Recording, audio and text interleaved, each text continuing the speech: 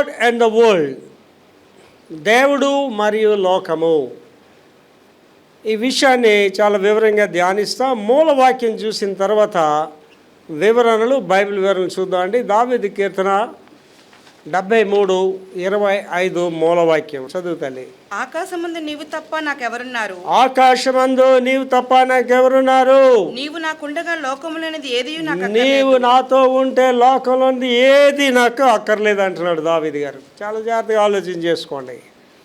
ఇది చాలా ప్రాముఖ్యమైన సందేశం. ఇది గత దినాల్లో 3:30కి లేచి ప్రార్థన చేస్తున్న టైంలో దేవుడి వాక్యాన్ని ఇచ్చాడు. దీని మీద సందేశం ఒకటి ఇవ్వమని చెప్పాడు దేవుడు.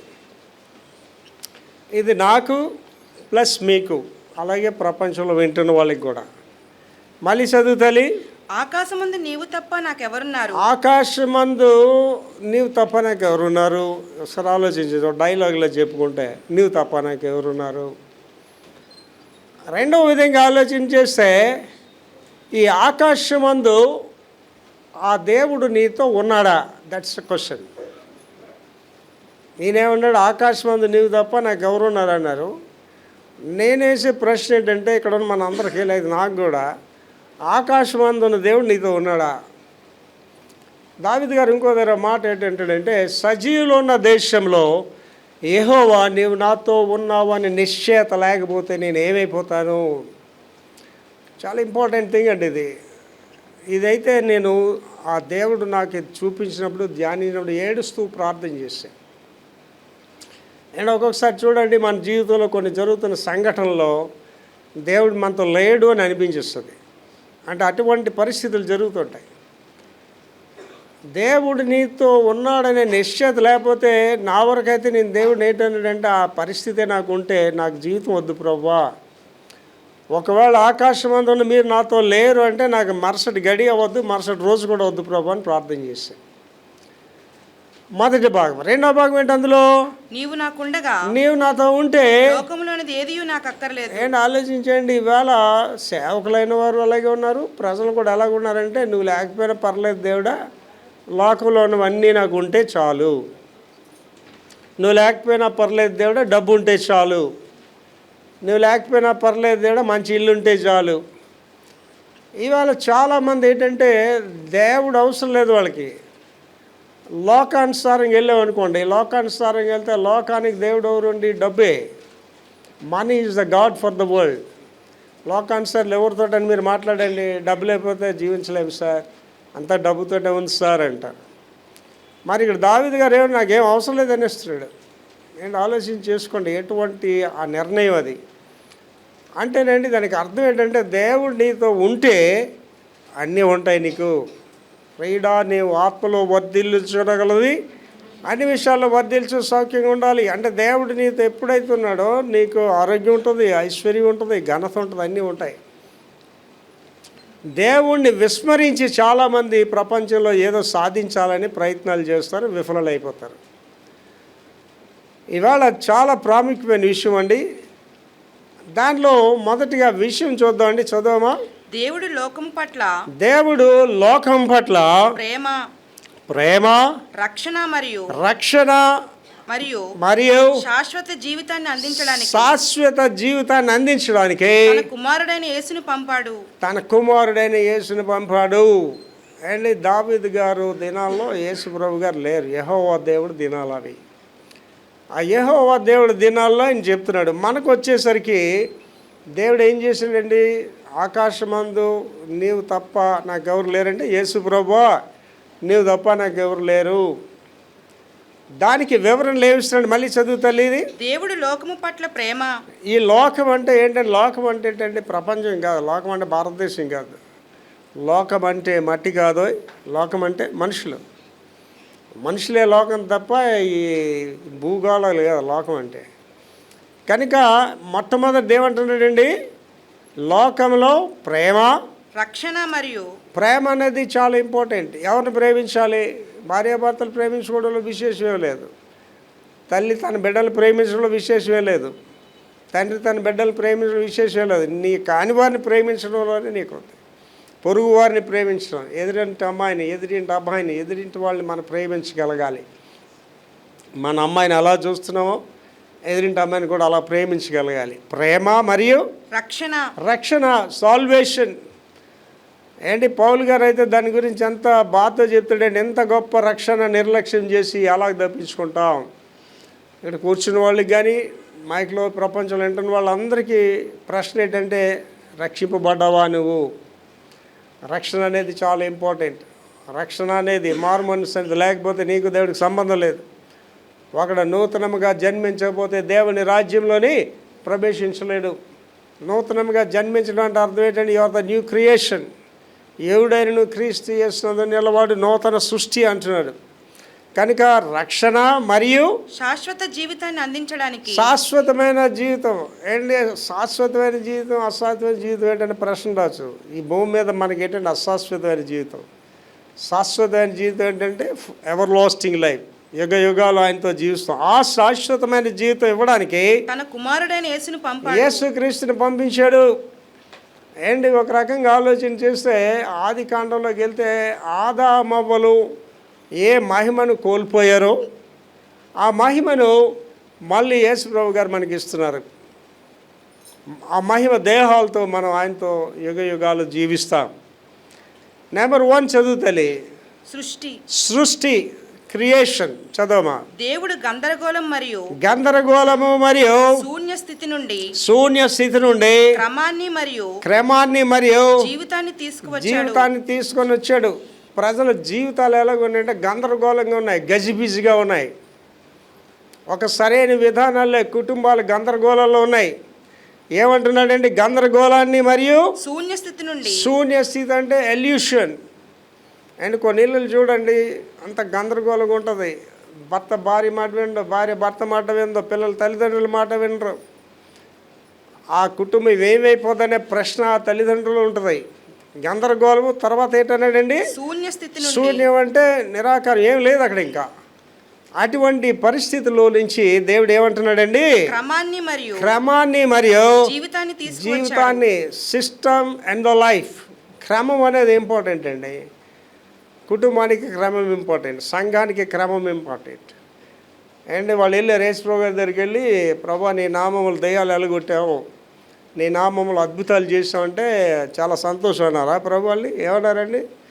మీరెవరో నాకు తెలియదురా, పోండ్రా ఇక్కడి నుంచి అన్నాడు. అని అక్కడ ఏం మాట వాడారండి? భయంకరమైన వాడాడు. అక్రమము చేయువర్లారా, అక్రమము చేయువర్లారా నా దగ్గర నుంచి వెళ్ళిపోమన్నాడండి. దేవుడు అనే సిస్టంలో ఏంటంటే క్రమం అనేది ఇంపార్టెంట్. దేవుడు అనే దగ్గర క్రమం లేకపోతే దేవుడు మీరు సంతోషపెట్టలేరండి. క్రమము మరియు జీవితం, లైఫ్. అండ్ కొన్ని ఇళ్ళు ఉంటాయండి, ఆ ఇంట్లో జీవం లేనట్టే ఉంటుంది. భార్యాభర్తలు మాట్లాడుకోరు, పిల్లలు ఏమొచ్చో టైంకి రారు, ఆ ఇల్లు అంతా ఒక గందరగోళంగా ఉంటుంది. దానిని సరిచేయటానికి దేవుడు యేసు ప్రభువుని పంపించాడు. తర్వాత నెంబర్ 2 పతనము మరియు పాపము. పతనం అంటే డిస్ట్రక్షన్, పాపం అంటే సిన్. మానవాళి అవిధేయత మరియు పాపము దేవుని నుండి వేరు కావడానికి దారి తీస్తుంది. మళ్ళీ చదువుతాలి. మానవాళి అవిధేయత మరియు డిసొబీడియన్స్, అవిధేయత. ఏంటి వాళ్ళు ఆలోచించండి. పాత రోజుల్లో పిల్లలు అనేవాళ్ళు తల్లిదండ్రుల మాట వినేవారు. అమ్మ ఆయన పెళ్లి చేసుకుంటే అలాగే అమ్మ చేసుకుంటాను, అలా కూరని పెళ్లి చేసుకుంటే అలాగేనమ్మా అనేవారు. ఇవాళ ఆడపిల్లలకి చెప్పి చూడండి, ఎవరి మాట వినరు. వాళ్ళు అవిధేయులు, దుర్బీజులు అని చెప్పాలి. వాళ్ళు అవిధేయులని కాకుండా దుర్బీజులు అని చెప్పాలి. ఏంటంటే సోషల్ మీడియా వాళ్ళని పాడు చేసి, సోషల్ మీడియా సాతాన్ని పాడు చేసి, అవిధేయులైన కుమార్తెలు, అవిధేయులైన కుమారులు. ఇది ఒక పక్కన పెడితే అవిధేయులైన భార్యలారా ప్రభువునకు వలె మీ సొంత పురుషులకు లోబడి ఉన్నారు. ఎంతమంది భార్యలు అలా లోబడి ఉన్నారు? కనుక అది ఏంటంటే మళ్ళీ చదువుతాను మొదటించేది. మానవాళి అవిధేయత, డిసోబీడియన్స్ మరియు పాపము, సిన్. ఏం చేస్తుందమ్మా? పాపం దేవుని నుండి వేరు కావటానికి ఎప్పుడైతే పాపం నీ దగ్గరికి వచ్చిందో నువ్వు దేవుడికి దూరంగా వెళ్ళిపోతావు. దేవుడికి ఎప్పుడైతే దగ్గరగా ఉన్నావో పాపం నీ నుంచి పారిపోద్ది. రెండే థింగ్స్ అనమాట. పాపం అంటే ఏంటండి? చాలామంది అనుకుంటే నేను వ్యభిచారం చేయటం లేదు, పాపం చేయట్లేదు అనుకుంటారు. కొంతమంది అంటే నేను తాగట్లేదు కాబట్టి నేను పాపం చేయట్లేదు అంటారు. కొంతమంది నేను దొంగతనం చేయట్లేదు అంటే పాపం చేయట్లేదండి. ఏంటి పాపం అంటే ఏంటండి? ఆదాములు ఏం గొప్ప పాపం చేశారండి? దేవుడి మాట వినలేదంతే, అవిధేయత. Disobedient is the sin. పిల్లలు తల్లిదండ్రుల మాట వినకపోతే అది పాపం. అది ధర్మశాస్త్ర ప్రకారంగా అయితే అవిధేయులైన పిల్లల్ని ఆ ఊరి చివరికి తీసుకుని వెళ్ళి రాళ్ళతో కొట్టి చంపిపోయింది ఉందండి, అవిధేయులైన పిల్లల్ని. ఈవేళ చేస్తున్నాంటే ఎక్కడైనా పిల్లల తల్లిదండ్రులు శాసిస్తున్నారు అండ్ కొంతమంది తల్లులు మా దగ్గరికి వస్తారు, నాతో మాట్లాడుతారు, అయ్యగారు మా పిల్లలకి జీవితంలో పెళ్ళి అవుతుంది అని. కారణం ఏంటంటే అవిధేయులైన పిల్లలు వాళ్ళు. The most disobedient children. తల్లిదండ్రుల మాట వినరు, కాపరి మాట వినరు, వాళ్ళు ఇష్టానుసారంగా జీవిస్తుంటారు. అవిధేయత మరియు పాపము. ఈ పాపం అనేది నిన్ను దేవుడి దగ్గర నుంచి వేరు చేసేస్తుంది. దురాశ గర్భము ధరించి పాపము కనును, పాపము పరిపక్వై మరణానికి అంటుంది. ఎవడు కాపాడలేడు, నీ పాపం నిన్నే పట్టుకుంటుంది. ఏంటి చాలామంది అనుకుంటారండి, ఎవడు పాపం చేయట్లేదని. ఎవడు పాపం చేయట్లేదు తర్వాత నువ్వు పాపం చేయొద్దు. వాడు ఎలాగా పోతాడు, వాడితో పాటు నువ్వు కూడా పోతావు. తర్వాత మోక్షం మరియు దేవుని ప్రణాళిక. మోక్షము మరియు దేవుని ప్రణాళిక. మోక్షం అంటే ఎటర్నల్ లైఫ్. దేవుని ప్రణాళిక అంటే దేవుని యొక్క కార్యక్రమం, the programme of the God. చదవమా. పాపం ఉన్నప్పటికీ, పాపము ఉన్నప్పటికీ లోకాన్ని విమోచించాలనే లోకాన్ని విమోచించాలనే దేవుని ప్రణాళిక దేవునితో మానవాళిని దేవునితో మానవాళ్ళని సమన్వయపరుస్తుంది. మళ్ళీ చదువుతాలి. పాపం ఉన్నప్పటికీ, పాపము ఉన్నప్పటికీ అంటే పాపం అనేది ఉంది, వచ్చేసింది. ఎవరి వల్ల? ఆదాముల వల్ల పాపం అనేది సంక్రమించి లోకంలో జీవిస్తుంది. ఉన్నప్పటికీ లోకాన్ని విమోచించాలనే దేవుని ఈ లోకాన్ని విమోచించాలి అనే ఒక దేవుని ప్రణాళిక అంటే ఎవరండి? యేసు క్రీస్తు. తండ్రి అయిన దేవుడు కుమారుని రూపంలో భూమి మీదకి వచ్చాడు. చాలామంది ఏంటంటే వీళ్ళకి ముగ్గురు దేవుళ్ళు ఉన్నారంట. ఎందుకంటే బహుదేవత ఆరాధన చేసే దేశం భారతదేశం. మన ఏకదేవత ఆరాధన చేస్తామండి. So one God. చాలామంది అది అర్థం కాక తండ్రి అయిన దేవుడు ఉన్నాడు, కుమారుడైన దేవుడు ఉన్నాడు, పరిశుద్ధాత్మ, ముగ్గురు దేవుళ్ళు ఉంటారు. తండ్రి అయిన దేవుడు కుమారుడిగా వచ్చాడు భూమి మీదకి. ఆది యందు వాక్యం ఉండెను, వాక్యము దేవుని యొద్ద ఉండెను, ఆ వాక్యం దేవుడు అయిండెను. 14వ వచనం ఏమంటాడు? ఆ వాక్యం శరీరము దాల్చుకొని కృపాసత్య సంపూర్ణుడిగా మన మధ్యకు వచ్చాడు. యేసు ప్రభు గారు వెళ్ళిపోతున్నాడు. ఏం చేయండి? నేను వెళ్ళి మీకు ఆదరణకర్తను పంపిస్తాను. అంటే father, son and the holy ghost, వీళ్ళు ముగ్గురు ఒకటే. నేను ఈ మధ్యకాలంలో ప్రార్థన చేసినప్పుడు ఈ 3 పేర్లు పెట్టి ప్రార్థన చేస్తున్నాను. God of Yahweh, God of Jesus, God of holy ghost అని ప్రార్థన చేస్తున్నాను. కనుక 3 విభిన్న కాలాలలో వాళ్ళు వచ్చారు. ఇక్కడ ఏం చెప్తున్నాడండి? 2వ భాగం చదువుతాను. ఇప్పుడు చదివిందే లోకాన్ని విమోచించాలనే లోకాన్ని విమోచించాలి. ఈ లోకాన్ని విమోచించాలనే దేవుని ప్రణాళిక దేవునితో మానవాళిని సమన్వయపరుస్తుంది. దేవుని ఆశ ఏంటంటే లోకాన్ని విమోచించాలా, నిన్ను నన్ను రక్షించాలి. అండ్ దేవుడు మనం రక్షించడానికి వస్తే ఎంతమంది ఆయన ఇష్టపడుతున్నారండి? ఆ మొదటి అధ్యాయంలోనే రాస్తాడు యోహాను సువార్తలో, ఆయన తన స్వకీయుల యొద్దకు వచ్చెను కానీ వారు అతనిని అంగీకరించలేదు. ఇవాళ ఎంతమంది యేసు ప్రభుని అంగీకరిస్తున్నారండి? ఎవరో సంగతి తర్వాత ఇశ్రాయేలీలే అంగీకరించట్లేదు. ఇశ్రాయేలీలో ఏర్పాటు చేయబడిన జనాంగం వాళ్ళు ఇవాళకి యెహోవా దేవుడిని ఆరాధిస్తున్నారు. ఇవాళకి మోసే ధర్మశాస్త్రాన్ని వాళ్ళు అనుసరిస్తున్నారు. కానీ దేవుడు వాళ్ళ పక్షంగా ఉన్నాడు. కానీ రక్షణ అనేది ఎవరిదారండి? ఏసే మార్గము, ఏసే సత్యము, ఏసే జీవనండి. యేసుక్రీస్తు ద్వారా తప్ప ఎవడు మోక్షరాజ్యం చేరలేడు. అటు యూదులు కానీ ఎవరైనా సరే యేసు ప్రభుని నమ్ముకొని తీరాలి. తర్వాతమా దేవుని ఏర్పాటు, దేవుని ఏర్పాటు, దేవుని ప్రణాళిక, దేవుని ఏర్పాటు. చదువురా. భౌతిక మరియు ఆధ్యాత్మిక అవసరాలు తీర్చేవాడు దేవుడు. భౌతిక అంటే ఫిజికల్ నీడ్స్, ఇల్లు కావాలి, బట్టలు కావాలి, తిండి కావాలి, వాహనం కావాలి, అని ఫిజికల్ నీడ్స్. భౌతిక అంటే ఫిజికల్. భౌతిక మరియు ఆధ్యాత్మిక అవసరాలు. ఇవాళ మన బాధ అంతా దేని మీద ఉందంటే భౌతిక అవసరాల మీద ఉంది. ఇల్లు కావాలి, ఒక వాహనం కావాలి, మంచి బట్టలు కావాలి, వాటి మీద ఉంది తప్ప ఆధ్యాత్మిక మీద మనకి ఆలోచన లేదు. అది మీరు జాగ్రత్తగా ఆలోచించాలంటే యేసు ప్రభుని నమ్ముకొని ఎంతకాలం అయింది మీకు? అండ్ ఇవాళ నాకు 72 సంవత్సరాలు వచ్చేసాయి. ఇక్కడ నేను ఎరిగిన పిల్లలు ఇవాళ ఉదయం ప్రేయర్ చేసిన నా ఎదురుగా పుట్టిన పిల్లలు ఇవాళ పిల్లల తల్లులు అయిపోయారు, పెద్ద అయిపోతున్నారు. అలాగా వయసులో పెరుగుతున్నారు, బాగానే ఉంది. నువ్వు వయసులో ఎంత పెరిగావో ఆధ్యాత్మిక అంత పెరిగావా? ఆధ్యాత్మిక ఎక్కడో మరుగుజ్జుదానిలాగా ఉన్నావు. ప్రార్థనా జీవితం లేదు, వాక్యం లేదు, దేవుళ్ళు ఎదగట్లేదు చాలామంది. అని నా వరకైతే నా గ్రాఫ్ ఆధ్యాత్మిక అలా పైకి వెళ్తూనే ఉందండి. ఆధ్యాత్మికంగా నువ్వు ఎదుగుతుంటేనే నువ్వు అన్ని విషయాల్లో ఎదుగుతావు తప్ప ఆధ్యాత్మికంగా కుంటుపడిపోతే నీ జీవితం పోయినట్టే.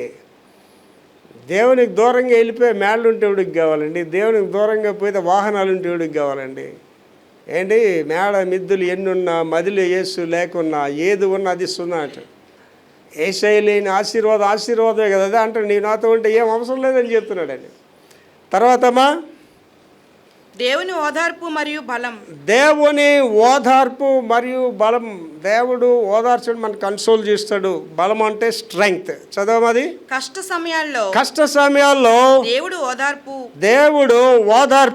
మరియు బలాన్ని అందిస్తాడు, మరియు బలాన్ని ఇస్తాడు. కష్ట సమయాల్లో నీకు ఇమ్మీడియట్గా కావాల్సింది ఓదార్పు కావాలి. ఏంటి చూడండి, మనకి ఎవరైనా బాధలు ఉండేటప్పుడు ఏం వరి అవ్వకండి సార్, దేవుడు కార్యం చేస్తాడు. అమ్మ ఏం వరి అవ్వక, దేవుడు సహాయం చేస్తాడంటే అది మనకి ఎంతో ఆదరణగా ఉంటుంది. కష్ట సమయాల్లో ఏటమా దేవుడు నీకు ఓదార్పునిస్తాడు. మనిషి ఎవడు ఇవ్వకపోయినా సరే దేవుడు ఓదార్పునిస్తాడండి. ఇవాళ 3:30 గంటలకి అలాగా ఏడ్చి ప్రార్థన చేస్తాడు. దేవుడు నాకు ఓదార్పునిచ్చాడండి. ఆ ప్రార్థన అయ్యగానే దేవుడు ఈ కన్సోల్ మీ, ఈ కంఫర్టెడ్ మీ, ఓదార్పునిచ్చాడు. అప్పుడు నాకు అర్థమైంది అంటే దేవుడు నా మనం విన్నాడు అనేది అర్థమైంది. ఓదార్పును మరియు బలాన్ని అందిస్తాడు. బలం, స్ట్రెంగ్త్. అంటే బలహీనులు దేవుడికి పనికిరాడండి. You must have strength. ఏ స్ట్రెంగ్త్ ఉండాలి? ఫిజికల్ స్ట్రెంగ్త్ ఉండాలా, స్పిరిచువల్ స్ట్రెంగ్త్ ఉండాలి. ఫిజికల్గా బలమైన వాడు ఉండాలా, ఆధ్యాత్మికంగా బలమైన వాడు ఉండాలా. ఈ రెండు కలిగి ఉండాలి మనం. దేవుడు మనకి ఓదార్పిస్తాడు, బలం ఇస్తాడు. తర్వాత దేవుని సన్నిధి సర్వవ్యాప్తమైనది. దేవుని సన్నిధి సర్వవ్యాప్తమైన, ప్రతి దగ్గర దేవుని సన్నిధి ఉంటుంది. దేవుని సన్నిధి లేకపోవడండి. నేను 14 దేశాలు తిరిగి రావడం వల్ల, అమెరికా దేశంలో వెళ్తే అమెరికా దేశంలో దేవుడు నాతో ఉంటాడు, ఇంగ్లాండ్ వెళ్తే ఇంగ్లాండ్ దేశంలో దేవుడు నాతో ఉన్నాడు, జర్మనీ వెళ్తే జర్మనీలో దేవుడు నాతో ఉన్నాడు, ఏ దేశంకి వెళ్ళినా అక్కడ దేవుడు నాతో ఉన్నాడు. Is there everywhere. అంటే చాలా విచిత్రంగా ఆలోచించండి. ఇప్పుడు మనకి పగలు అమెరికా దేశంలో ఇప్పుడు రాత్రి, అక్కడ దేవుడు ఉన్నాడు, ఇక్కడ దేవుడు ఉన్నాడు. రాత్రి అక్కడ ప్రార్థించేది, నాటి ప్రార్థన దేవుడు ఏంటాడు, మన ప్రార్థన మన ఆరాధన చేసుకుంటున్నాం. అంటే దేవుడు ప్రతి దగ్గర ఉన్నాడు. మళ్ళీ చదువుతలేదు. దేవుని సన్నిధి సర్వవ్యాప్తమైనది. దేవుని సన్నిధి సర్వవ్యాప్తమైనది మరియు అన్ని ప్రదేశాల్లోని అందుబాటులో ఉండేది దేవుని సన్నిధి. అంటే పలానా దగ్గర దేవుడు లేడనే ప్రసక్తి నీకు లేదు. దావీదు గారు చెప్తున్నాడు, గాఢాంధకారం లోయల్లో వెళ్ళిపోయాను, నువ్వు అక్కడ ఉన్నావు, నాకు తోడిగా ఉన్నావు అంటున్నాడు. అంటే నేను అమెరికా దేశం వెళ్ళినప్పుడు అండి, నా దేశం కాదు అది. అండ్ కొన్నిసార్లు నేను ఒక ప్రదేశానికి వెళ్ళడానికి వెళ్ళినప్పుడు నాకు ఆ ట్రాన్స్పోర్టేషన్ మిస్ అయిపోయిన. రాత్రి 10 గంటలకి బస్సు, ఆ చీకట్లో ఆ చలి ప్రదేశంలో ఎక్కడికి వెళ్తానో ఏటో నాకు తెలియని పరిస్థితి. కానీ ఎక్కడికి వెళ్ళినా ఎవరు మనతో ఉంటారండి? దేవుడు మనతో ఉంటాడు. ఇశ్రాయేలుని కాపాడువాడు, కొనుకడు, నిద్రపోడు. తర్వాతమా, విశ్వాసము మరియు నమ్మకంతో జీవించడం. ఇది చాలా ఇంపార్టెంట్ అండి. విశ్వాసము, నమ్మకం రెండు ఒకటే మీనింగ్. విశ్వాసం అంటే ఏంటండి? నిరీక్షింపబడు వాడి యొక్క నిజ స్వరూపం. అక్కడ ఏం లేదు, అదృశ్యమైనవి వనవరడానికి రుజువు. అంటే అక్కడ ఏం లేవు, కానీ అక్కడ ఉంది. ఏమీ లేదు మీ ఇంట్లో, కానీ దేవుడు ఇస్తాడు. ఈ పని జరుగుతుందా జరగదా, దేవుడు చేస్తాడు. చాలా సందేహాలు మనకు ఉంటాయి. విశ్వాసం అనేది విజయం అంటాడు. Through faith we can do wonders. ఎబ్రి పత్రిక అంతా చదివితే 11వ అధ్యాయంలో విశ్వాస వీరుల గురించి రాస్తాడు. దాని మీద బుక్కే రాశాడు. విశ్వాసంతో వాళ్ళు ఏంటేంటి చేశారు, ఎన్నో అద్భుత కార్యాలు చేశారు. చదవమా, దాన్ని వివరించదు. విశ్వాసులు సవాళ్ళను ఎదుర్కొన్నప్పుడు వారు దేవుని బలము మరియు మార్గదర్శకత్వం మీద ఆధారపడతారు. మళ్ళీ చదువుతాలి. విశ్వాసులు సవాళ్ళను ఎదుర్కొన్నప్పుడు, అంటే విశ్వాసకి, ఒక క్రైస్తవుడికి సవాళ్ళు అంటే కష్టాలు వచ్చినప్పుడు, బాధలు వచ్చినప్పుడు వారు దేవుని బలము మరియు మార్గదర్శకత్వంపై ఆయన నడిపింపు మీద ఆధారపడతారు. ఎంతమంది ఆధారపడతాం అండి ఇవాళ ఆలోచించండి. అండి నా హోల్ లైఫ్లో ఈ 72 సంవత్సరాల్లో ఇన్ని దేశాలు తిరిగానండి, ఎవరి దగ్గర సలహా తీసుకోవడం నాకు తెలియదండి. ఎవరి దగ్గరికి వెళ్ళండి, ప్రార్థన చేస్తాను, ఆ పని చేస్తాను అంతే. ఎక్కడైనా సరే అమెరికా దేశమైనా ఏ దేశమైనా, అమెరికా దేశంలో ఒక అయితే అమెరికా దేశం కౌన్సిలర్స్ అని ఉంటారు. ఎవరికైనా సమస్య ఉంటే అక్కడ చర్చిలో కౌన్సిలర్స్ వాళ్ళు వచ్చి చెప్తుంటారు ఏం చేయాలని. నేను ఎవరినాడు నా పని నేను చేసుకెళ్ళిపోతాడు. ఒకసారి ఆ పాస్టర్ ఆశ్చర్యపోయి దొరగారు అడుగుతున్నాడు, డాక్టర్ పసిలా సొంతగా నువ్వు నిర్ణయాలు ఎలా తీసుకుని వెళ్తావు? దేవుడు నడిపిస్తాడు సరే అని చెప్పాను. దేవుడి మీద నువ్వు ఆధారపడ్డావు అనుకోండి, నిన్నెవడు అడిగినోడు ఉండడండి, దేవుడు నిన్ను నడిపిస్తాడు. ఇక్కడ అదే చెప్తున్నాడు. 2వ భాగం చదవా. దేవుని బలం మరియు దేవుని బలము మరియు మార్గదర్శకత్వం మీద ఆధారపడతాడు. విశ్వాస అనేవాడు వాడు సొంత శక్తి మీద ఆధారపడ్డండి, దేవుని బలం మీద సొంత శక్తి మీద ఆధారపడి కొంతవరకే చేయగలడు. మనిషి అనేవాడు కొంతవరకు కార్యాలు చేయగలడు, సంపూర్ణంగా చేయలేడు. తర్వాత చదవమ్మా. ముందుకు సాగడానికి బైబిల్ మాటలు. అక్కడ రిఫరెన్స్ ఉందండి. ముందుకు సాగడానికి బైబిల్ ఏం చెప్తుంది? ఫిలిప్పీ పత్రిక 3వ అధ్యాయం 13వ వచనం. ఫిలిప్పీ పత్రిక 3వ అధ్యాయం 13వ వచనం. సహోదరులారా, నేను ఇదివరకే పట్టుకొని ఉన్నానని తలంచుకోను. అయితే ఒకటి చేస్తున్నాను, వెనక ఉన్నవి మరిచి వెనక ఉన్న వాటిపైన మర్చిపోయి ముందున్న వాటి కొరకే వేగిరపడుతున్నాను. ఇవాళ అండి నేను ఆ 3:30 గంటల నుంచి ప్రార్థన చేసేటప్పుడు నా సమస్యలు, సేవకు ఆటంకం ఉన్న మనుషులు అలా కనిపిస్తున్నారు. దేవుడు నాకు చెప్తున్నాడు, వాళ్ళ గురించి ఎందుకు ఆలోచిస్తున్నారా? ముందుకు పో, నువ్వు ముందుకు వెళ్ళిపో.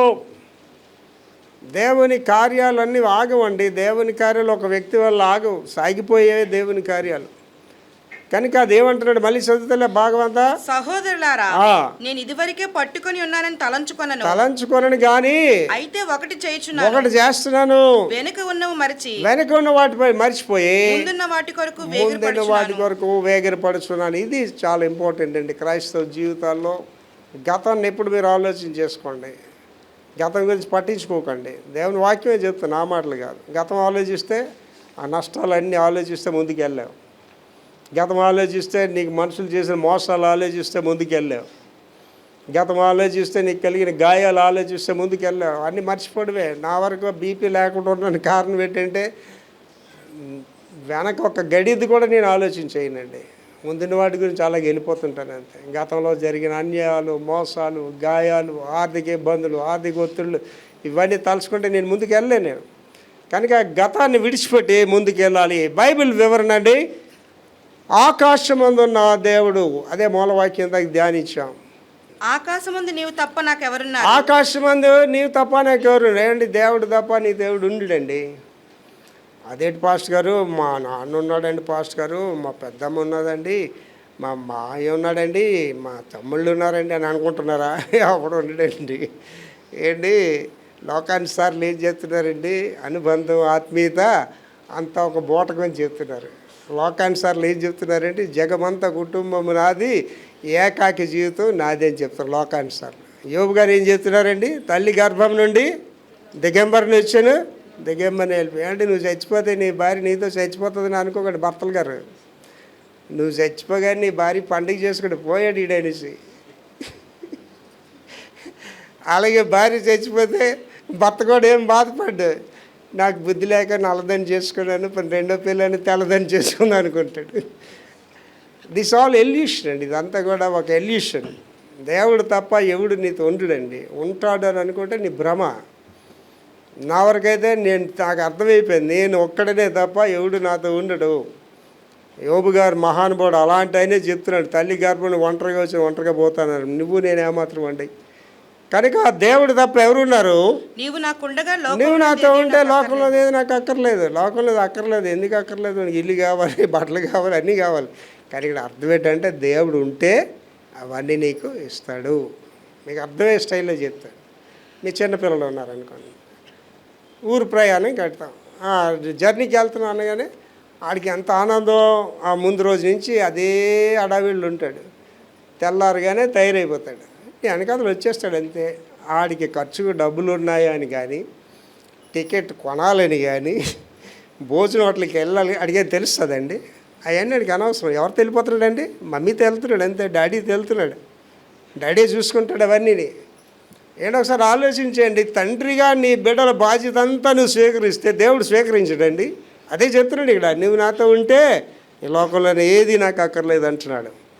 ఆత్మతో దేవుని ఆశ్రయించుట, ఆత్మతో దేవుని ఆశ్రయించుట.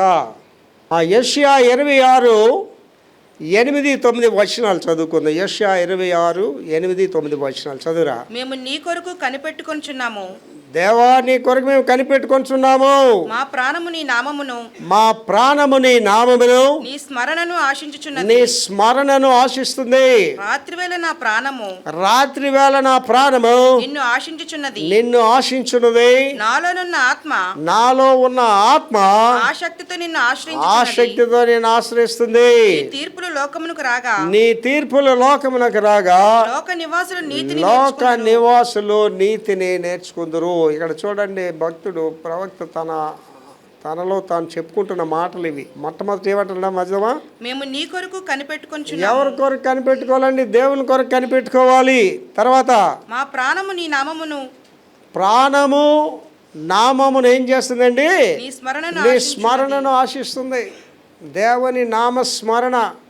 అండ్ నాకు చిన్న మెలకు ఉంటే చాలు దేవుని నామస్మరణ చేస్తాను. చిన్న మెలకు వస్తే చాలు ప్రార్థనే చేసుకుంటాను. చిన్న మెలకు వస్తే చాలు వాక్యమే ధ్యానించుకుంటున్నాను. తర్వాత రాత్రివేళ నా ప్రాణం నిన్ను ఆశించుచున్నది. రాత్రివేళ అండి, రాత్రివేళ నీ ప్రాణము ఆశించున్నదంటే అర్థం ఏంటంటే, ఈ లోకంలో ఈవెల్ థింగ్స్ అన్నీ, సిన్ఫుల్ థింగ్స్ అన్నీ రాత్రే స్టార్ట్ అవుతాయి. దొంగోడి పని ఎప్పుడు స్టార్ట్ అవుతుందండి? రాత్రే స్టార్ట్ అవుతుంది. వ్యభిచార కార్యక్రమాలు ఎప్పుడు స్టార్ట్ అవుతాయండి? రాత్రే స్టార్ట్ అవుతాయి. పబ్బులు డ్యాన్స్లు ఎప్పుడు స్టార్ట్ అయ్యి? రాత్రే స్టార్ట్ అవుతాయి. ఇక్కడ ఏమంటారండి? రాత్రి వేళ నా ప్రాణం నిన్ను ఆశించుచున్నది. అంటే అర్థం ఏంటండి? రాత్రి వేళ అయ్యేసరికి దేవుడికి అటాచ్ అయిపోయాడు అనమాట. ఇవాళ రాత్రి అయ్యేసరికి మనుషులు ఏమవుతుంది? దేవుడికి దూరంగా పోతున్నారు. రాత్రి అవగానే తాగుబోతులుగా మారిపోతున్నారు. రాత్రి అవగానే విలాసాలతో పోతున్నారు. ఇక్కడ ఏమంటారు? రాత్రి వేళ నా ప్రాణం నిన్ను ఆశించున్నది. నాలోనున్న ఆత్మ, నాలోనున్న ఆత్మ ఆసక్తితో నిన్ను ఆసక్తితో నిన్ను ఆత్మ దేవుణ్ణి ఆశ్రయించాలి. అదే కాదు, ఇక్కడ ఏమన్నా ఆసక్తితో నరుని ఆత్మ దేవుడు పెట్టిన దీపం. ఆత్మతో నువ్వు ఏం చేయాలట అంటే దేవుణ్ణి ఆశ్రయించాలట. నీ తీర్పులు లోకమునకు రాగా, నీ తీర్పులు లోకానికి రాగా లోక నివాసులు నీతిని నేర్చుకుందరు. లోక నివాసులు నీతిని నేర్చుకుంటారు. తీర్పులు, దేవుని తీర్పులు చాలా భయంకరమేనండి. దేవుని తీర్పు నుంచి ఎవడో తప్పించుకోలేడు. ఇవాళ మీరు గమనిస్తున్నారు లేదో, ప్రపంచంలో దేవుని తీర్పులు వస్తున్నాయి. చైనా దేశంలో భయంకరమైన తుఫాన్లు, వరదలు వచ్చి 100 మంది ప్రజలు చచ్చిపోయారు. అండ్ ఉత్తరాఖండ్లో నేను ఊరే కొట్టుకొని వెళ్ళిపోయిందండి. భూకంపాలు ఆల్రెడీ స్టార్ట్ అవుతుంది ప్రపంచంలో. ప్రభువు రాకడికి చెప్పిన సూచనలన్నీ స్టార్ట్ అవుతున్నాయండి. అప్పుడు కానీ లోక నివాసులకి అర్థం కాదు. అయినా సరే అర్థం కాదు, చాలామందికి చెప్తున్నవాడికి అర్థం కాదు. కనుక లాస్ట్ మాట చదమ్మా. ఈ తీర్పులు లోకమునకు లోకానికి రాగా కాగా లోక నివాసులు నీతిని నేర్చుకుందరు. అప్పుడు లోక నివాసులు నీతిని నేర్చుకుంటారు. తర్వాత అండి 3 అందులో లేమిలో దేవుని యందు ఆనందించుట. ఏంటి ఈ మాట వినడానికి కొద్దిగా కఠినంగా ఉంటుంది. లేమిలో దేవుని యందు ఆనందించండి. డబ్బులు ఏమి ఇంట్లో లేవు, కష్టాల్లో ఉన్నాం. అమ్మ సంతోషించండి అమ్మ అంటే ఎంత కోపం వస్తుంది అవతరాల మీద.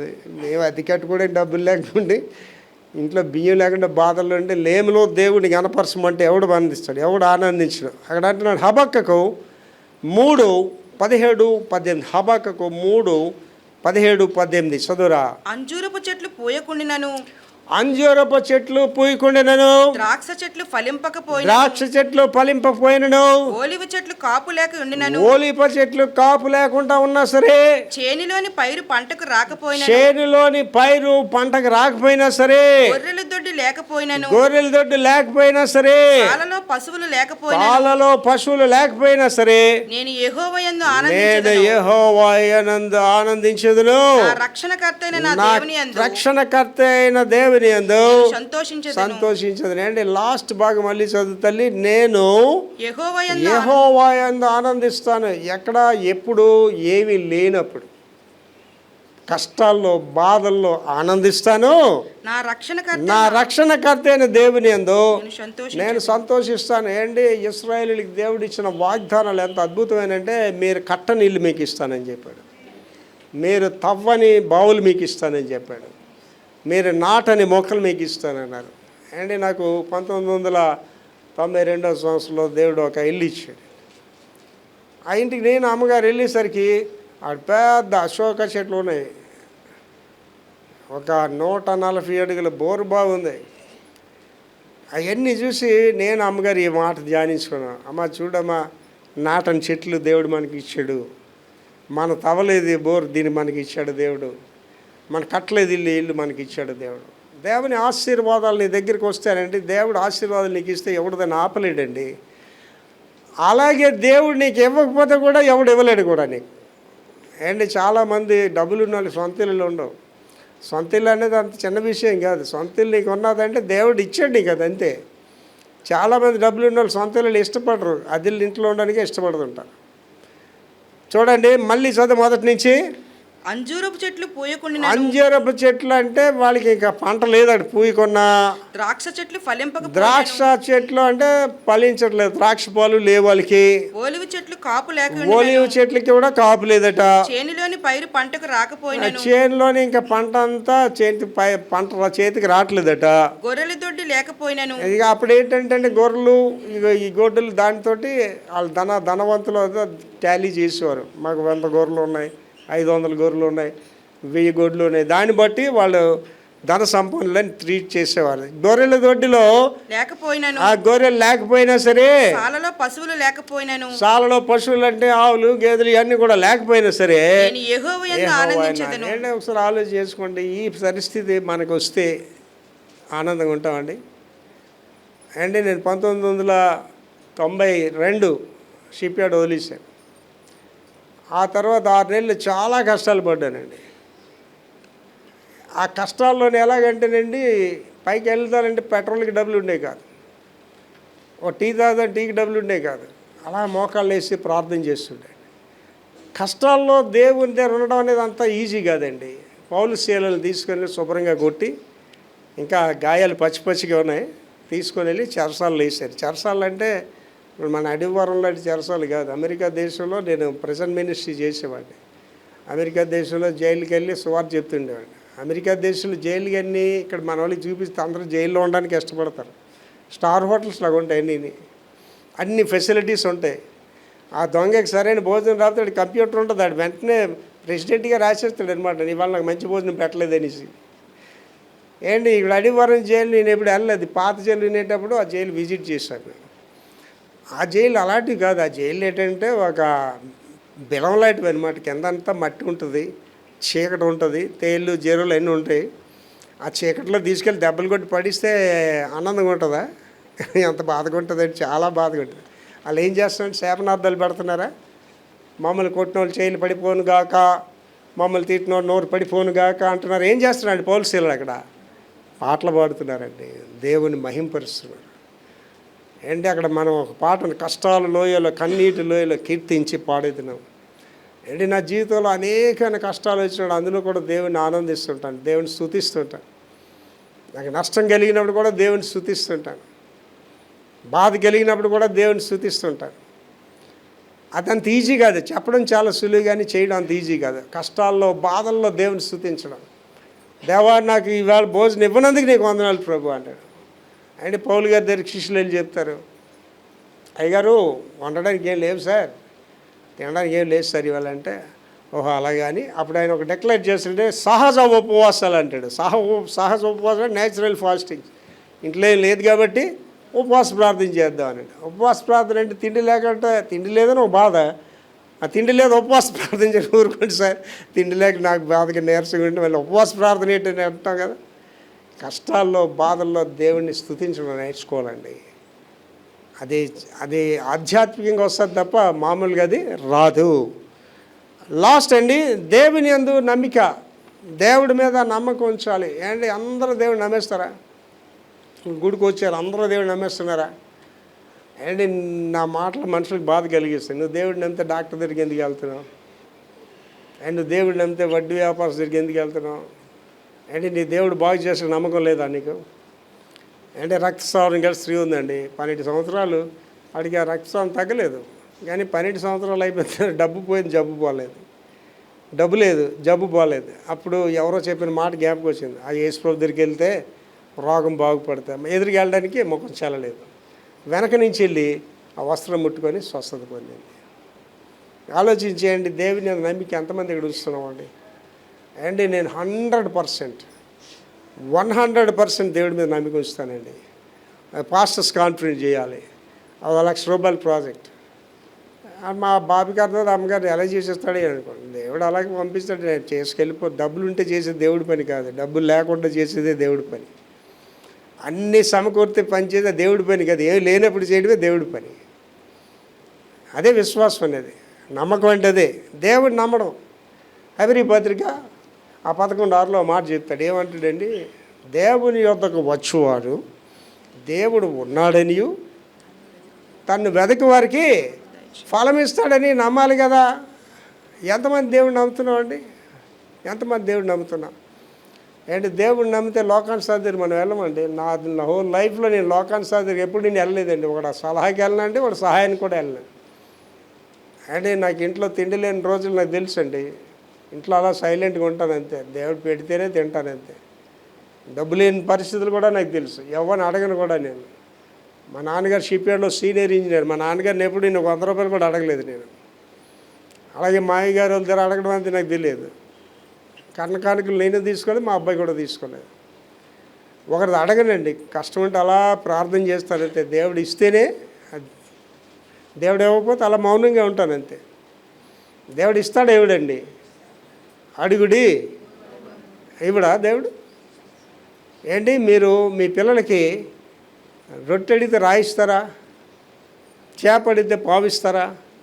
మీరు చెడ్డవారండి, మీ పిల్లలకి మంచి ఈవులు ఇస్తున్నారు కదా. పరలోకపు తండ్రి మరి నిశ్చయంగా మీకు మంచి ఈవులు ఇస్తాడు. దేవుడు మనకేపోతే ఊరికి ఇస్తాడండి. ఒక భక్తుడు అంటాడండి, God pleases to bless his children అంటాడు. దేవుడట తన పిల్లల్ని ఆశీర్వదించి ఆనందిస్తాడటండి. కనుక దేవుడు నిన్ను ఆశీర్వాదానికి పిలిచాడు తప్ప శాపానికి దేవుడు పిల్లలేదు నేను. ఏంటి ఆదికాండం 1వ అధ్యాయంతో చదవండి. ఆదికాండం 1వ అధ్యాయంతో ఏం చేశారు? దేవుడు అంతా చేసి ఇది మంచిదిగా కనిపించాను, ఇది మంచిదిగా కనిపించాను. నేను చెడ్డెవరు చేశారండి? అవ్వమ్మ గారు చేశారు. వాటితో పాటు ఆదాము కూడా సంక్రమించాడు. దానివల్ల ఏమైందండి? రోగాలు, బాధలు. ఇవాళ ఆడవాళ్ళు పొందుతున్న శ్రమలకి కారకులు అంటే ఆదాము అవ్వలే, వాళ్ళ వల్లే ఇదంతా వచ్చింది. కనుక నమ్మడం అనేది చెప్పడం సులువు, కానీ జీవితంలో నువ్వు అనుసరించడం అంత సులువు కాదు. దావీదు కీర్తన 143 6, 7, 8 వచనాలు చదువురా. నీ తట్టు నా చేతులు చాపుచున్నాను, దేవుడా నీ తట్టు నా చేతులు చాపుతున్నాను. ఎండిపోయిన భూమి వలె, ఎండిపోయిన భూమి వలె నా ప్రాణము నీ కొరకు ఆశపడుచున్నది. నా ప్రాణం నీ కొరకు ఆశపడుతున్నది. యెహోవా యెహోవా నా ఆత్మ క్షీణించుచున్నది, నా ఆత్మ క్షీణించిపోతుంది. త్వరగా నాకు ఉత్తరమేమో, త్వరగా నాకు ఉత్తరమేమో. సమాధిలోనికి దిగిన వారి వలె నేను సమాధిలోనికి దిగిన వాని వలె కాకుడినట్లు నీ ముఖమును నాకు మరుగు నీ చేయకుము. ముఖాన్ని నాకు మరుగు చేయొద్దు. నీ యందు నేను నమ్మిక నీ ఉంచుచున్నాను. యందు నమ్మికించున్నాను. ఉదయమున నీ కృపావార్తను ఉదయమున నీ కృపా వార్తను నాకు వినిపింపుము. నాకు వినిపించు. నీ వైపు నా మనస్సు నీ వైపు నా మనస్సును నేను ఎత్తుకొనిచున్నాను. నడవలసిన మార్గం నేను నడవలసిన మార్గం నాకు తెలియజేయము అని. దావీదు చాలా గొప్పవాడు అండి. It's a great man. దావీదు గురించి దేవుడే చెప్తాడు, దావీదు నా ప్రియ కుమారుడు, బైష్బో విషయంలో తప్ప మరి ఎక్కడా దావీదు తప్పు చేయలేదంటాడు. It's a great man. దావీదు కొన్ని అనుభవాలు చాలా గొప్పవండి. చాలా బాధలు పడ్డాడు దావీదు. సొలొమోనుకి బాధలు తెలియదు. దావీదు ఏంటండి, ఆ సౌలు రాజు చంపేస్తాడేమో అని ఎక్కడెక్కడ కొండ గుహల్లో అక్కడక్కడ దాగుకొని తిండి లేక బాధలు పడుతూ అప్పుడే రాశాడు, గాఢాంధకారంలో వెళ్ళినా నువ్వు నాకు తోడై ఉంటావు అంటాడు. ఇంకా బాధ కలుగుతుంది. ఆయన కుమారులే ఆయన మీద తిరుగుబాటు చేస్తాడు. అభిషేకం గడు వాడించాడే రాజుగా డిక్లేర్ చేసేసుకుంటాడు. దావీదుకి ఏమొచ్చి నా కొడుకు నన్ను చంపేస్తాడేమో అని భయం దావీదుకు వస్తుందండి. అప్పుడు ఒక కీర్తన రాస్తాడు, నేను గువ్వనై ఎక్కడికో వెళ్ళిపోయి ఒంటరిగా జీవిస్తే మేలు అంటాడు. ఏమండి దావీదు పడిన బాధలు చిన్నవి కాదండి. Is a great man. తన అనుభవం చెప్తున్నాడు ఈ మాటలు. మొదటి నుంచి చదువు తల్లి. నీ తట్టు నా చేతులు చాపుచున్నాను. ప్రభువా నాకు మనిషి ఎవడు లేడు నీ తట్టే. ఏంటి ఇవాళ నేను ప్రార్థన చేస్తున్న ప్రార్థన ఏంటంటే ఇదే ప్రార్థన చేస్తున్నాను ఇవాళ. ప్రభువా నాకు ముందేం కనిపించట్లేదు ప్రభువా. అబ్రహాము దేవుని నమ్మెను, అది అతనికి నీతిగా ఎంచబడ్డది. అబ్రహాం ఏంటండి, దేవుడు చెప్పాడు చక్కగా సంపాదించుకున్నాడు, బాగున్నాడు చక్కగా, ఇవన్నీ వదిలిపెట్టి రారా అని చెప్పాడండి. ఆయన వదులుకోవాలా రావాలా? కానీ దేవుడు చెప్పగానే అబ్రహాం అన్నీ వదులుకొని వచ్చాడండి. ఎక్కడికి వెళ్తున్నాడు ఆయనకి తెలియదు, ఏటవుతుందో ఆయనకి తెలియదు. అందుకే ఆ మాట వాడాడు. అబ్రహాము దేవుడు నమ్మాడు, అది అతను నీతిగా ఎంచుకుంటుంది. ఇవాళ నా పరిస్థితి అంతా విక్టర్ ప్రభాకర్ దేవుడు నమ్మాడు, అది అతను నీతిగా ఎంచుకోవడం. రేపు నాకు జరగబోయే అద్భుత కార్యాలన్నీ దేవుడు చేసిన తప్ప మనుషుల వల్ల సంక్రమించేవి కాదు. నాకు ఆ మనిషి ఇలా చేసాడు, ఆ మనిషి ఇచ్చాడని చెప్పడానికి ఏం లేదు నా జీవితంలో. అందుకే దావీదు ఇంకో దగ్గర నేనేమైనా ఆయన కృప అయినాను అంటాడు. నేను అదే సాక్ష్యం చేస్తాను, నేనేమైనా ఆయన కృప అయినా. నాకు ఎవడో చదివించలేదు. మా నాన్నగారు ఆఖరిగా ఇంటర్మీడియట్ ఫీజు కట్టాడు లాస్ట్. అంతే. నా ఫీజులన్నీ నేనే కట్టుకున్నా. ఎంఏ, నా డాక్టరేట్, నా బ్యాచులర్ ఇన్ థియాలజీ, బ్యాచులర్ అంతే నేనే ఫీజులు కట్టుకొని కష్టపడి పని చేస్తూ ఫీజులు కట్టుకొని చదువుకున్నానండి. అందుకు నా డబ్బు విలువ తెలుసు, మనుషుల విలువ తెలుసు. నేనున్న ఇల్లు కానీ ఎవడో నా అత్త మామూల వల్ల మా నాన్న వల్ల వచ్చి ఇల్లు కాదు, దేవుడు నాకు ఇచ్చాడు ఇల్లు, నా కష్టార్జితం అది. కనుక ఏమంటున్నాడండి, నా చేతుల్ని ఎదుటి చాపుచున్నాను, ఎండిపోయిన భూమి వలె నా ప్రాణము నీ కొరకు ఆశపడుచున్నది. ప్రాణం ఆశపడుతున్నదని మాట చెప్పొచ్చు. దాని ముందు ఏటుపడేటండి, ఎండిపోయిన భూమి వలె అంటే డ్రైడ్ ల్యాండ్. ఒకసారి ఆలోచించేయండి. ఎండాకాలంలోనే విలేజెస్కి మీరు ఎప్పుడు వెళ్ళారో లేదో, మీ ఎండాకాలంలో సువార్తలు ప్రకటించేవాళ్ళు.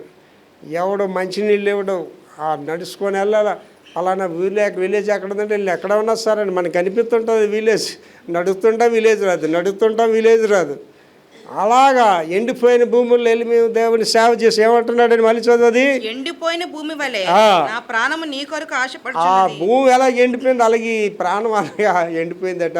తర్వాత యెహోవా యెహోవా నా ఆత్మ క్షీణించుచున్నది, త్వరగా నాకు ఉత్తరమిమ్ము. ఏంటి చాలా ఇంపార్టెంట్ థింగ్, నా ఆత్మ క్షీణిస్తుంది, త్వరగా ఉత్తరం ఇయ్యం. నేను ఇదే ప్రార్థన చేస్తున్నాను. ఏంటి ప్రకటన గ్రంథం చెప్పినప్పుడు బలిపీఠం కింద ఆత్మలో చక్కని మాట చెప్తాడు, నాథా నాథా ఎంతకాలం తీర్పు తెరుచుకుంటావు.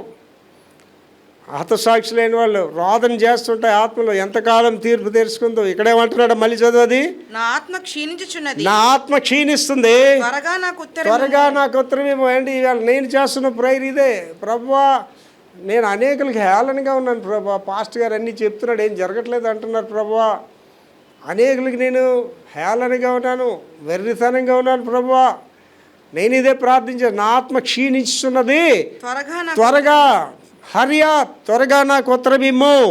నేను సమాధిలోనికి దిగువారి వలె కాకుండా, నేను సమాధిలోనికి దిగువాడి వలె కాకుండానట్లు ముఖమును నాకు మరుగు చేయకు. ఏంటి సమాధిలోకి దిగడం అండి. దీనికి ప్యారలల్గా ఇంకో మాట చెప్తాడు దావీదు గారు, ఏంటంటే మృతులు నేను కొనియాడుతాయా అంటాడు. సచ్చినోడు ఎవడైనా నేను స్తుతిస్తాడా ప్రభువా. ఇక్కడ ఏమంటున్నాడండి, నేను సమాధిలోకి దిగువారి వలె కాకుండానట్లు. ఇంకా సచ్చినోడికి ఏంటండి, సచ్చినోడికి వెళ్ళి నాన్న మన ఇల్లు కడదామంటే లెగిస్తాడా, నాన్న నా పెళ్లి చేయంటే లెగిస్తాడా, నాన్న ఒక 1000 రూపాయలు ఏంటి లెగిస్తాడా. సచ్చినోడి పని అయిపోయింది. అదే అంటున్నాడు మళ్ళీ అదే మాట, నేను సమాధిలోనికి దిగువారి వలె కాకుండా, సమాధిలోనికి దిగువారి వలె కాకుండానట్లు నీ ముఖమును నాకు మరుగు చేయొద్దు. అంటే అర్థం ఏంటండి, దేవుడు ముఖం ఈయనకి కనిపించాలి. దేవుడు ముఖం ఎక్కడ కనిపిస్తుందండి ఒకడికి, ఆయన సన్నిధిలో కనిపిస్తుంది. మళ్ళీ నేను చెప్తాను, ప్రార్థన చేయకుండా ఇక్కడ వచ్చి కూర్చున్న వారులారా మీకేసిన సంబంధమే లేదు అసలు. ఎక్కడ మనం కలుస్తామండి దేవుడిని, ప్రార్థనలోనే కలుస్తాం. ప్రార్థన అంటే ఏంటంటే దేవుడితో మాట్లాడడం, ప్రార్థన అంటే ఏంటంటే దేవుడితో సహవాసం చేయడం. ఏంటి ఒక అమ్మాయి బాయ్ ఫ్రెండ్తో మాట్లాడినప్పుడు ఎంత ఆనందిస్తుందండి, ఆ సోది మాటలో ఎంత ఆనందమో పొందుతుంటుంది అమ్మాయి. అండ్ భార్యాభర్తల మాటలు, స్నేహితుల మాటలు ఎంత ఆనందం ఉంటుందండి. అండ్ దేవుడితో మాట్లాడితే ఎంత గొప్ప శక్తి అండి నీకు. When you're talking with the God ఎంత ఆనందం ఆలోచన చేయండి. ఏంటి ప్రార్థన జీవితానికి అలవాటు పడినోడు ప్రార్థన మానకుండా ఉండలేడండి. నా వరకైతే మోస్ట్ ఆఫ్ ద టైం నేను వేకువజావ ప్రార్థన గురించే చెప్తాను. రోజంతా ప్రార్థన చేస్తూనే ఉంటాను. మధ్యాహ్నం ప్రార్థన చేసి మోకాళ్ళు ప్రార్థన చేయంటాను, మళ్ళీ సాయంత్రం 5 గంటలు మళ్ళీ మోకాళ్ళు మళ్ళీ ప్రార్థన చేస్తూనే ఉంటాను. అంటే నీ ముఖము నాకు చాటు చేయొద్దు. ఏటవుతుంది ముఖం చాటు చేస్తే? ఆలోచించేయండి. మా పిల్లలు మనవరాలు సైక్లింగ్ చేస్తారు మా స్ట్రీట్లో. సైక్లింగ్ చేసినప్పుడు డాడీనో నన్ను పిలుస్తారు, అక్కడ ఉండాలి మేము. కారణం ఏంటంటే మా వీధి అన్ని కార్లే. ఈ కూరగాయలు కొంతమంది కార్లు కూడా వీధుల్లో కూడా స్పీడ్గా దొక్కుతుంటారు. అలాగే మోటార్ సైకిల్స్ స్పీడ్గా దొరుకుతుంది. మేము అక్కడ నిలబడాలన్నమాట. అక్కడ నిలబడి అంటే మా ఎదురుగా అలాగా తగ్గుతుంటారు సైకిల్. ఒక్కొక్కసారి నా మనవరాలు ఆ లోపలికి వెళ్తుంటుంది, నేను చెప్తాను, అమ్మ ఏంజలీనా అటు సైడ్ వెళ్ళకమ్మ ఎప్పుడు కూడా, నాకు కనిపిస్తుండాలి నువ్వు అంటే ఏంటి, నా ముఖం చాటు వెళ్ళిపోయారు అనుకోండి వాళ్ళు, అక్కడ ఏంటవుతుంది వాళ్ళకి తెలియదు, వాళ్ళకి తెలియదు, నాకు తెలియదు. ఏంటి ఒక మనిషి ముఖం చాటు అయితే నాకు లేట్ అయిపోతుందని ఆలోచన చేస్తాం కదా. అంటే నా మనవరాలు తిన్నాడు షాపింగ్ మాల్స్కి వెళ్తాను, నేను కారులోనే కూర్చుంటాను, వాళ్ళు వెళ్ళాను కొనుక్కొస్తుంటాను. ఆ సెక్యూరిటీ గారిని పిలుస్తారా, వాళ్ళ మీద ఒక కన్నేసి ఉంచురా అంటే వాళ్ళు కూడా చక్కగా మెయింటైన్ చేస్తారు. మనవరాలు అంటే షాప్లోకి వెళ్ళేటప్పుడు అటు ఇటు చూసుకొని వెళ్తారు. ఆ బరువు అది ఉన్నదనుకొని వాళ్ళు మోయరు, ఆ సెక్యూరిటీ గార్డ్తోటే మోయిసి తీసుకొస్తుంటారు. నా దృష్టి ఎప్పుడు వాళ్ళ మీద ఉంటుంది, కారులోనే కూర్చుంటాను కానీ I always looks towards them. ఏంటి మీరు చాలాసార్లు వినుంటారు, కొంతమంది తాతలతోట మామతోట పిల్లలు పంపిస్తే వాళ్ళు చూడకపోవడం వల్ల యాక్సిడెంట్లు చచ్చిపోయిన పిల్లలు చాలామంది ఉంటారు. ఆ తర్వాత మామ గుండె బాదుకొని ఏడుస్తుంటుంది, అరే నేను పట్టించుకోలేదు నా మనవరాల్ని, నా మనవడిని అనుకుంటా. అంటే ఒక మనిషి మొహం చాటు చేసిన మన మనుగడ ఉండకపోతే దేవుడి ముఖం చాటు చేస్తే ఎక్కడ ఉంటామండి? ఇప్పుడు ఆలోచించండి, ఎంతమంది రోజు వెళ్ళి ఆయన ముఖం చూస్తున్నారు మీరు, ఎంతమంది ఆయనకి మోకరించి ఎంత మాట్లాడుతున్నారు. నేను I do it every day అండి. నా వరకు చెప్తున్నానండి, నా భార్య కొడుకు ఎవరు కనిపించరండి, నాకు దేవుడు నేనే.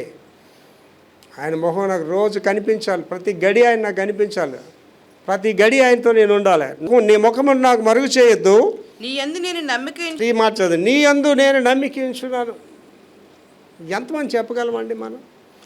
అమ్మా నాన్నల మీద నమ్మిక ఉంచుతామా, అత్తమ్మాల మీద నమ్మిక ఉంచుతామా, డబ్బులు ఇచ్చేవాడి మీద నమ్మిక ఉంచుతామా, దేవుడి మీద నమ్మిక ఉంచుతామా?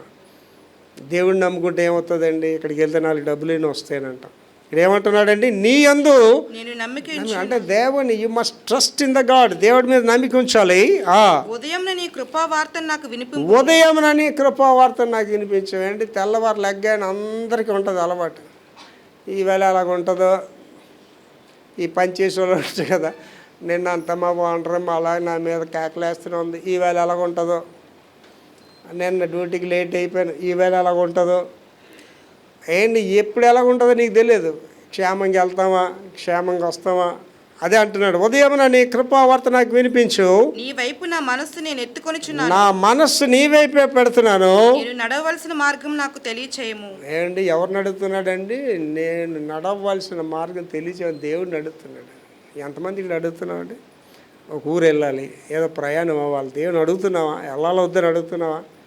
మన ఇష్టానుసారంగా వెళ్ళిపోతాం, యాక్సిడెంట్లు అవుతాయి, అప్పుడు దేవుడి దగ్గరికి వస్తాం.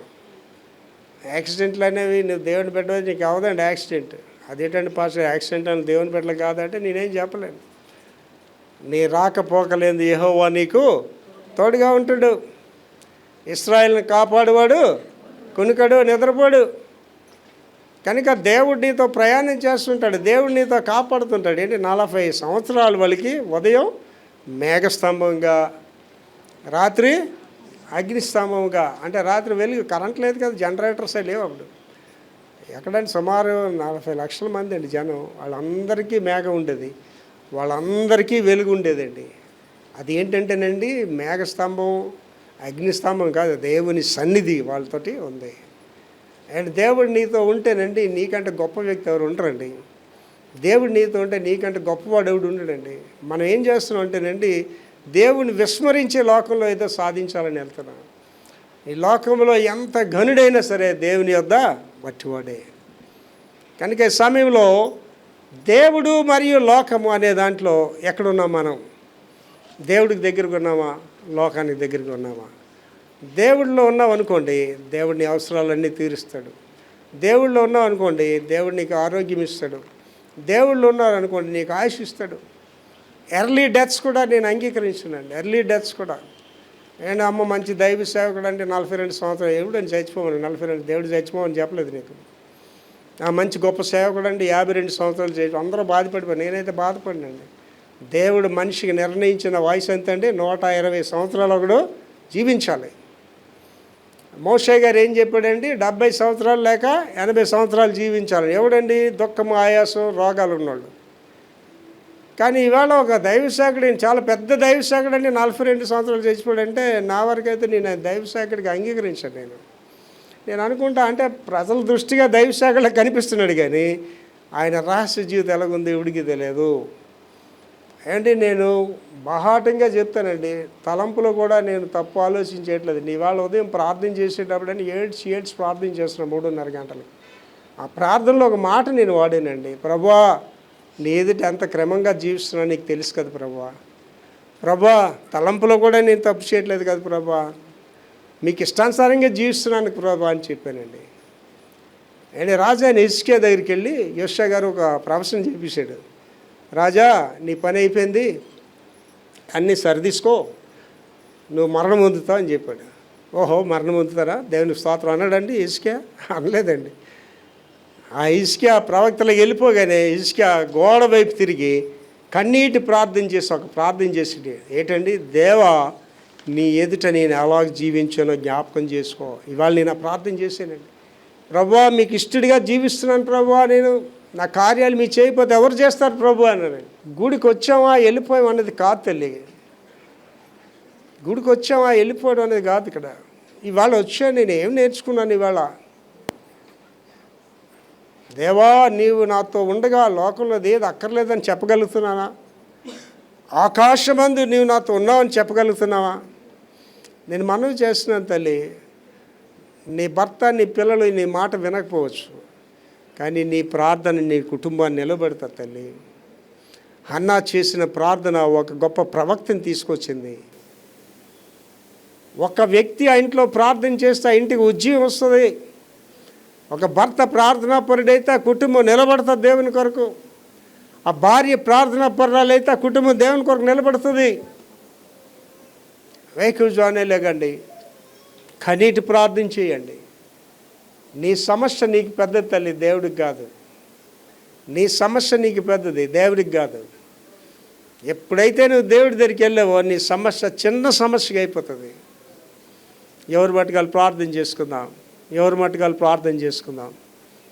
ఈ సమయంలో ఇక్కడ ఉన్నవాళ్ళు, ఇవాళ దేవుడా నువ్వు నాతో మాట్లాడేవయ్యా, నిజంగా మీకు దూరంగా ఉంటున్నాను ప్రభువా నాయన, ఇవాళ మీరు మాట్లాడిన మాటలను బట్టి మీకు సమీపంగా ఉండాలని, మీ ముఖము నాకు మరుగు కాకుండా ఉండాలని ఆశిస్తున్నాను ప్రభువా. మీతో నిత్యము ఉండేలా కృపను అనుగ్రహించండి ప్రభువా అని ఎవరైతే ఆలోచన చేస్తున్నారో, పాస్టర్ గారు నా గురించి ప్రార్థన చేయండి అని మీ కుడి చేయి చూపించండి, మీ గురించి ప్రార్థన చేస్తాను. దేవుడు ఆశీర్వాదానికే కర్త తల్లి. దేవుడు నిన్ను శపించడానికి పిలవలేదమ్మా, దేవుడు నిన్ను ఆశీర్వదించడానికే, అనేకులకు దీవెనకరంగా ఉండడానికే దేవుడు నిన్ను పిలిచాడు. కానీ మనం ఆయన్ని అంగీకరించట్లేదు, ఆయన హృదయంలోనికి ఆహ్వానించట్లేదు, ఆయన మొహ దర్శనం చేసుకోవట్లేదు. మనం ప్రార్థన చేస్తాను. మహాపరిశుద్ధ తండ్రి యేసయ్య కృపమేడ, ఇవాళ నాతో మాట్లాడారు, మాతో మాట్లాడారు ప్రభువా. మరొక పర్యాయం నన్ను గొప్ప ఉద్యమం మాకందరికీ దయచేసి ఈ మాట మేమందరం హృదయాంతరంగా చెప్పే కృప మాకు దయచేయండి. ఆకాశమందు నీవు తప్ప మాకెవరున్నారు తండ్రి, మీరు మాతో ఉంటే లోకంలో ఏది అక్కర్లేదని ఒక గొప్ప నిర్ధారణకు మా అందరూ వచ్చేలా కృప చూపమని, మీ మెండైన దీవెనలతో మమ్మల్ని నింపమని యేసు పరిశుద్ధ నామములో వేడుకుంటున్నాం తండ్రి, ఆమేన్.